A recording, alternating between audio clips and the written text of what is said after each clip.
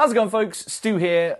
Listen, today's one, it's going to be a heavy review, just getting that straight out of the bat, because every year at the festival there are certain sort of quotas hit in terms of types of film. You get your crowd pleasers, you get your tearjerkers, you get your hidden gems. You also get what I like to call the sat through the entirety of the credits films, right? Ones that just sort of leave you a bit shocked and stunned into silence.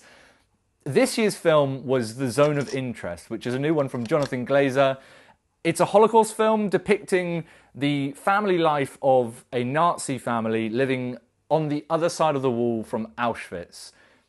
It is every bit as harrowing and devastating as you might expect from a premise like that. Good Lord. Good Lord.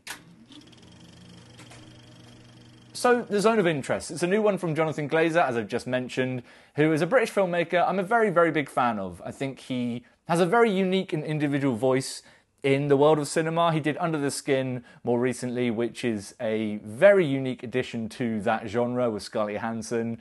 But he also did Sexy Beast, which is a classic that I absolutely love. And if you haven't seen Sexy Beast, seek it out immediately. It's great. It's a real staple of British cinema, I think. But with The Zone of Interest, we see Glazer turning his attention to the horrible atrocities that were committed on the Jewish population at the hands of the Nazis during the World War II, during the Holocaust. And right off the bat, I think that's a sort of topic and world event which, I don't know, sort of fills me a little bit with trepidation when I'm going into it, right? We've seen a whole host of different filmmakers depicting the Holocaust in various different ways across the better part of the last century. I don't mean that to suggest that this isn't a story that is vital to keep telling and that we obviously should not be forgetting about, because it's a recent tragedy in the scope of things that is obviously horrible for many different reasons. But I think cinematically, the last thing you want to see as a viewer is a Holocaust film which falls into convention and cliche. But as soon as Jonathan Glazer's Zone of Interest starts, it immediately becomes very apparent the different way that Glazer is trying to depict these events and the new ways that he's able to pull out all these horrible, horrible emotions around this event for us as viewers. It is an incredibly harrowing watch and an incredibly sort of blunt and stark look at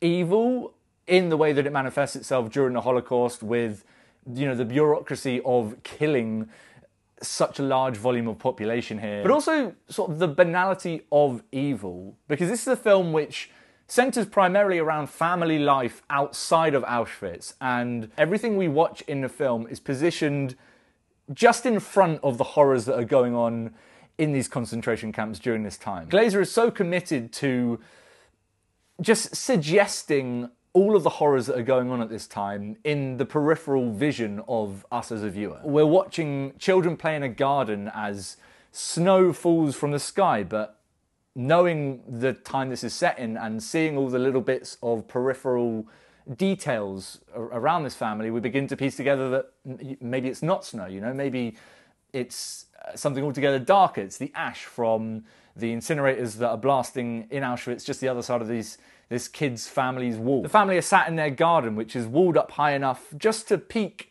the top of a smoke trail coming from a train which is entering Auschwitz, bringing the latest batch of citizens to be murdered. It's details like that which Glazer just lets happen. He uses his, on the whole, static and wide camera to place us in an environment in which the action of family life is happening in the foreground, and in the background something altogether more evil and disastrous is going on. Glazer, as a director here, uses that to its absolute maximum to suggest the horrors of what's going on inside the walls of Auschwitz by keeping us outside of the walls. But on top of that, Glazer weaves in some really interesting, more abstract moments in the film. There are these sort of fleeting instances of thermal night photography, which, when they first happen in the film, act to kind of cut this thing up in a very sort of blunt manner, but eventually end up getting more descriptive as they come through the film. But crucially, they're paired alongside this